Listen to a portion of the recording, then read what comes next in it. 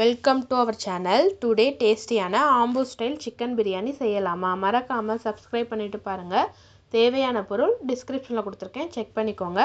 First மிளகாய் வத்தலை 15 minutes முன்னாடியே சுடுதண்ணி ஊற்றி ஊற வச்சுட்டேன். அரிசியை ஊற வச்சுருங்க.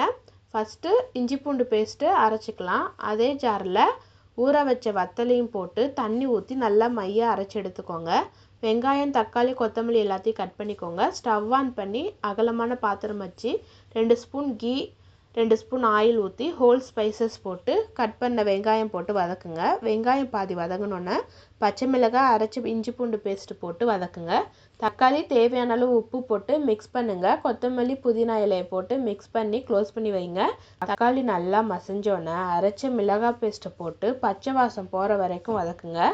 சிக்கனை போட்டு நல்லா மிக்ஸ் பண்ணி க்ளோஸ் பண்ணி வைங்க. சிக்கன்லேருந்து தண்ணி வரும். தண்ணிலாம் ட்ரை ஆனோன்னே தயிர் போட்டு மிக்ஸ் பண்ணுங்கள். 2 உலக்கு அரிசிக்கு 3 உலக்கு தண்ணி ஊற்றி மிக்ஸ் பண்ணி க்ளோஸ் பண்ணி வைங்க. தண்ணி நல்லா கொதிச்சோன்னா ஊற வச்ச அரிசியை கழுவி போட்டு உப்பு, புளிப்பு, காரம் இருக்கான்னு செக் பண்ணிவிட்டு க்ளோஸ் பண்ணி வைங்க.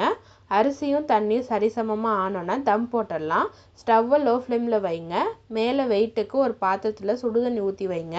15 மினிட்ஸ் அப்படியே இருக்கட்டும். ஆஃப் பண்ணிடுங்க. 10 மினிட்ஸ் அப்புறம் ஓப்பன் பண்ணி மிக்ஸ் பண்ணி சர்வ் பண்ணால் டேஸ்டியான ஆம்பூ ஸ்டைல் சிக்கன் பிரியாணி ரெடி.